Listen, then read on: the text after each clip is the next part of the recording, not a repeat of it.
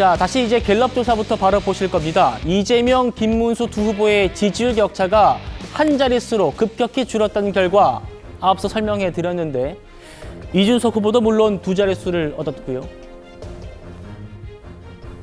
두 후보, 이재명, 김문수 두 후보의 격차가 직전 조사, 멀지도 않습니다. 일주일 전의 조사보다 지금 13%포인트가 좁혀진 겁니다. 특히 민심의 바로미터라고 불리는 충청에서도 큰 변화가 감지돼요. 충청에서는 이재명 후보 전주에 46%였는데 이번 주에 38%입니다. 8%포인트 빠진 거고요. 김문수 후보는 29%였는데 12%포인트 올라서 이번 주에 41%를 기록했습니다. 이준석 후보도 동반 상승했어요. 7%에서 4%포인트 올라서 11%가 됐습니다. 자, 박 대변인님. 네.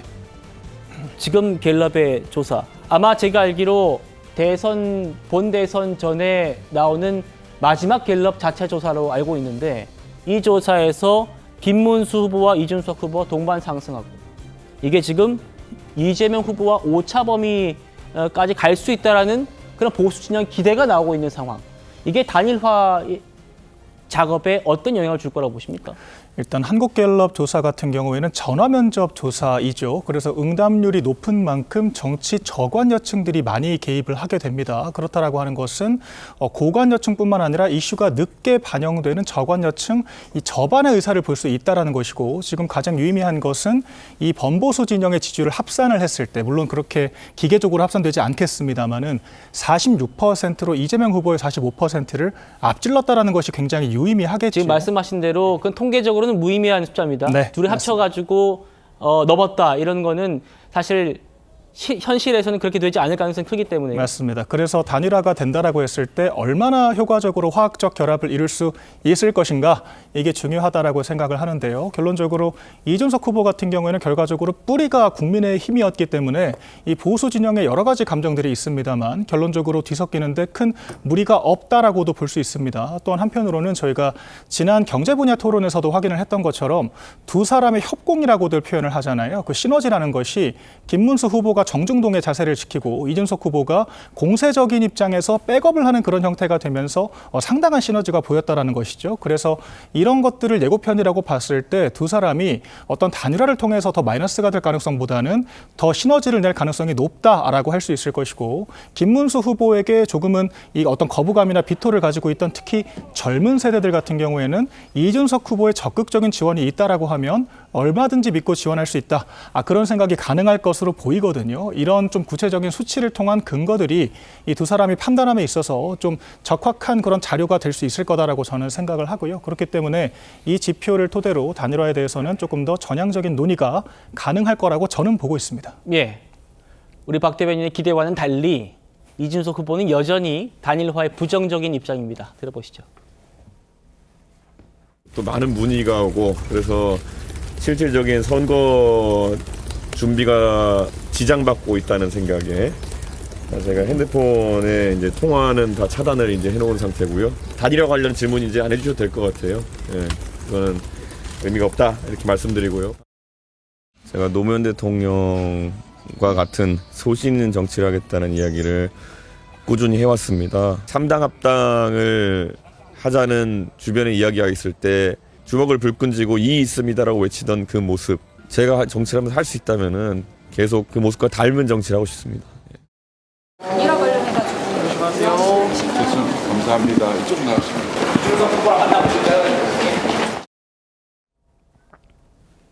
이준석 후보는 명분을 얘기하는 겁니다. 노무현 전 대통령까지 언급하면서 단일화의 선을 긋고 있는데 조금 더 정치공학적으로 이준석 후보 측이 단일화에 응하지 않는 이유가 뭔지 들어보시겠습니다. 자 대결 조사인데요. 이재명과 김문수 후보를 붙였을 때, 이재명과 이준석 후보를 붙였을 때 두 후보의 어떤 경쟁력 차이가 그렇게 크지를 않습니다. 국민의힘 후보가 사퇴하면 됩니다. 사퇴하고 이준석 후보가 그 어떻게 보면 보수 진영의 대표주자로 나서게 되면은 그게 이기는 방법이 있겠죠. 자, 이 두 사람의 단일화를 또 바라보는 민주당에 여쭤보죠. 강선배 부대변인. 네. 지금 이동훈 개혁신당의 대변인인가요? 공보단장이 얘기한 조사가 이겁니다. 양자 대결로 부셔보자. 저희가 아까 전에 이제 박 대변인께서 3자 구도에서 두 사람의 합을 얘기했는데 그보다는 이 조사가 더 정확한 거죠. 양자 대결을 해보니 김문수 대 이재명 해보니까 41대 51 나오고 이준석 대 이재명 해보니까 38대 50. 김문수와 이준석이 큰 차이가 없는데 지금 후보 사퇴하라는 말이 가당키나 하냐 이런 얘기 같거든요. 그러니까 받을 수 있는 제안을 해야 생각이라도 해보죠. 아니 지금 한참 열심히 뛰고 있는 후보들한테 서로 사퇴하란 말 하면은 누가 그 말을 들어주겠습니까? 근데 이제 보통의 후보가 단일화를 하게 되면 1+1이 정치권에서 단일화를 하면 1.5가 됐을 때 그나마 성공적이라고 평가를 할 수가 있습니다. 그런데 이제 김문수 후보의 표와 이준석 후보의 표가 합쳐졌을 때 과연 그만큼의 시너지가 나겠느냐라고 이제 의문을 갖는 것이죠. 근데 저희 민주당이 봤을 때는 이제 한 3가지 정도의 조건이 있는데 그걸 충족하느냐가 중요한 것 같아요. 3가지 조건이요? 그러니까 첫 번째 같은 경우는 대의 명분이 있어야 되잖아요. 근데 이준석 후보 같은 경우는 지금 계엄에 반대했잖아요. 그리고 탄핵도 돼야 된다라고 했고 김문수 후보는 거기에 대해서 반대되는 입장을 보였기 때문에 일단 여기에서 안 맞는 겁니다. 그럼 두 번째로 이 모든 것을 반명이라는 어떤 기치 아래 모여야 되는데 그러면 드라마틱한 과정과 드라마틱한 결과가 나와야 되는데 이것도 단일화가 사실 지난번에 김문수와 한덕수 단일화 때처럼 이미 다 오픈이 돼버린 거예요. 지금 우리가 계속 얘기를 하고 있기 때문에 이 단일에 대한 기대감이 다 소모가 되고 있기 때문에 이게 사실상 단일화의 효과가 조금 반감되지 않겠느냐라는 것이고 마지막 세 번째가 서로가 원하는 걸 주고받을 수가 있어야 돼요. 그런데 이준석 후보 같은 경우는 지금 현재 국민의힘에서 본인에게 줄 수 있는 것을 아무도 개런티를 해줄 수가 없는 거예요. 뭐 총리를 시켜준다? 아니 본인이 봤을 때는 김문수 전 그 후보가 대통령이 될 가능성은 0%에 가까운데 김문수 후보가 40대 총리 시켜준다고 하면 믿겠습니까? 또 하나 그럼 당권을 준다고 하는데 아니, 당권이란 게 무슨 옥새도 아니고 준다고 주고 싶다고 줄 수가 있습니까?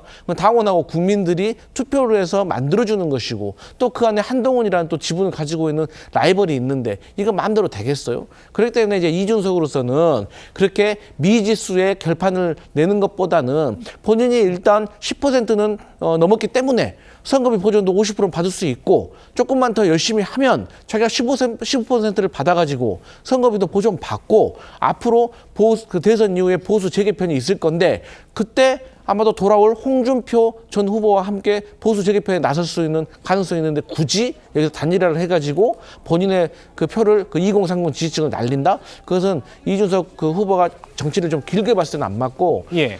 김영삼 전 대통령의 아들 김현철 씨도 대선 끝나면 국민의힘은 해체돼야 한다 이러면서 보수의 재개편을 예고를 했거든요. 그렇기 때문에 사실 지금의 단일화는 이준석 후보도 몰라요.